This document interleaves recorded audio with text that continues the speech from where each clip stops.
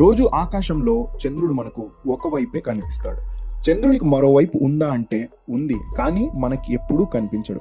ఎందుకంటే చంద్రుడు తన చుట్టూ తాను తిరగడానికి తీసుకునే సమయం 27 రోజులు.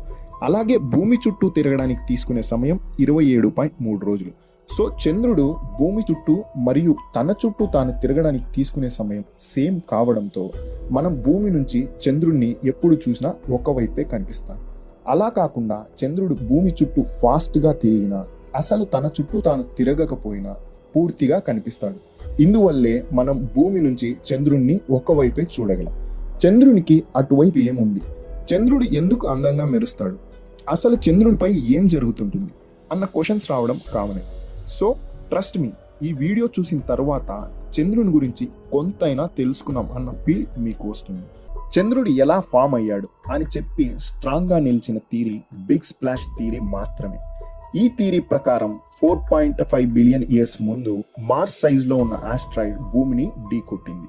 అలా ఢీకొట్టినప్పుడు భూమిలోని కొంత భాగం మరియు ఆ ఆస్ట్రాయిడ్ లోని కొంత భాగం ఒక ముద్దలా ఏర్పడి చంద్రుడిగా ఫామ్ అయింది. మన భూమికి హై మ్యాగ్నెటిక్ ఫీల్డ్ ఉండడంతో ఈ ఏర్పడిన చంద్రుడిని ఒక ఆర్బిట్ లో తిరిగేలా భూమి హోల్డ్ చేసుకుంది. చంద్రుడు రౌండ్ గా లేదా భూమిలాగా స్పెరికల్ గా ఉండడు. చంద్రుడు దాదాపు ఒక ఎగ్ షేప్ లో ఉంటాడు.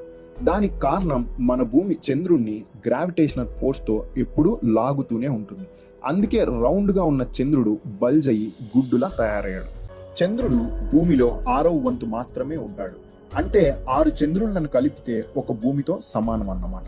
దీని కారణం వల్లే చంద్రునిపై గ్రావిటేషనల్ ఫోర్స్ తక్కువగా ఉంటుంది.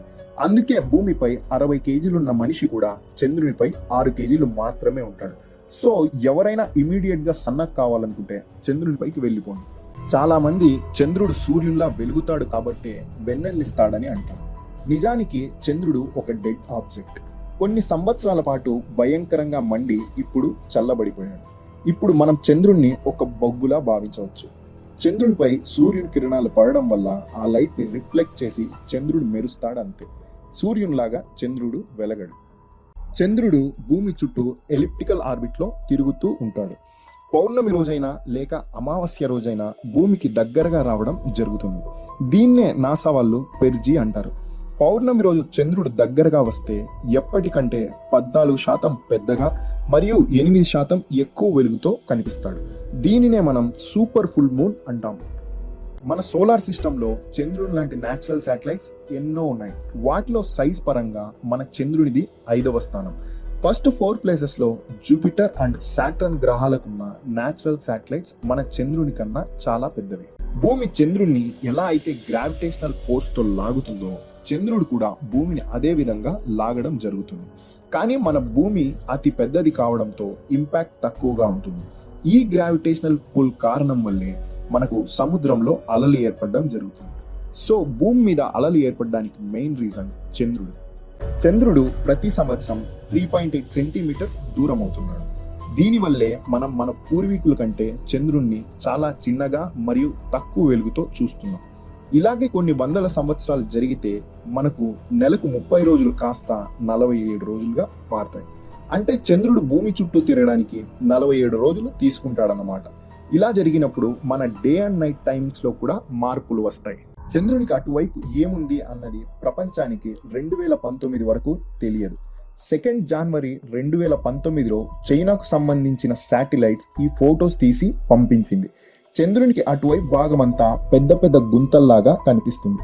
చంద్రునిపై ఉన్న మట్టి సేమ్ గన్ పౌడర్ లాగా స్మెల్ వస్తుందట. చంద్రునిపై ఎటువంటి అనువైన వాతావరణం ఉండదు.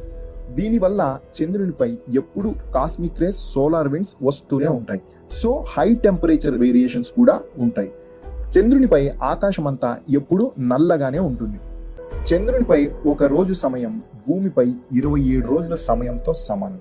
అంటే చంద్రునిపై 13.5 రోజులు ఉదయం, అలాగే మరో 13.5 రోజులు రాత్రి ఉంటాయన్నమాట. ఇక్కడ ఉదయం పూట 127 డిగ్రీస్ సెంటీగ్రేడ్ టెంపరేచర్ మరియు రాత్రి పూట -173 డిగ్రీస్ టెంపరేచర్స్ ఉంటాయి. చంద్రునిపై భూకంపాలు కూడా వస్తాయి. దీనికి కారణం భూమి యొక్క గ్రావిటేషనల్ పుల్ అట. 1959లో రష్యా వాళ్ళు పంపిన స్పేస్ క్రాఫ్టే భూమి నుంచి చంద్రునిపై ఫస్ట్ ల్యాండ్ అయిన spacecraft. So space race లో ఫస్ట్ రష్యా అన్నమాట. ఈ విషయాన్ని ఎందుకు స్ట్రెస్ చేస్తున్నానో నెక్స్ట్ పాయింట్స్ లో క్లారిటీ ఇస్తాను. ఇప్పటి వరకు చంద్రునిపై 12 మంది అడుగు పెట్టారు. వీరంతా అమెరికా, రష్యా, చైనాకు సంబంధించిన వారే. లాస్ట్ టైం 1972లో జెన్ కెర్నన్ చంద్రునిపై అడుగు పెట్టిన 12వ వాడు. ముందు పాయింట్ లో చెప్పిన విధంగా స్పేస్ రేస్ లో రష్యానే ఫస్ట్. సో 1950లో అమెరికా తమ బలాన్ని నిరూపించుకోవాలని సీక్రెట్ ప్రాజెక్ట్ పేరుతో చంద్రునిపై న్యూక్లియర్ బాంబ్ పేల్చాలని చూసింది. కానీ పబ్లిక్ లో ఉన్న నెగిటివ్ రియాక్షన్ వల్ల ఆ ప్రాజెక్ట్ కి రష్యా బ్రేకులు వేసింది. భూమి 23.5 డిగ్రీస్ ఇన్క్లినేషన్ లో టిల్ట్ అయి ఉంటుంది.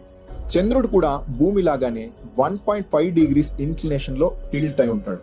కానీ భూమితో పోలిస్తే చంద్రుడి ఇన్క్లినేషన్ చాలా తక్కువ కావడంతో చంద్రునిపై ఎటువంటి ఋతువులు ఉండవు. చంద్రుడు ఎగ్ షేప్ లో ఉండడం వల్ల మనం భూమి నుంచి ఎగ్జాక్ట్ హాఫ్ కాకుండా 59% చంద్రుణ్ణి చూడగలుగుతున్నాం. చంద్రుడు లేకపోతే అన్న థాట్ తెచ్చుకోవడమే కష్టం. చంద్రుడు లేకపోతే మనకు రోజుకు 6 గంటలు మాత్రమే పగలు ఉంటుంది. మిగతా సమయం అంతా చీకట్లోనే ఉంటాం. సీజన్స్ అనేవి ఉండవు. సముద్రంలో అలలు కూడా ఉండవు. మనం కంప్లీట్ డిఫరెంట్ వరల్డ్ లోకి వెళ్ళిపోతాం. సో చందమామ ఎప్పటికీ మనతోనే ఉండాలి.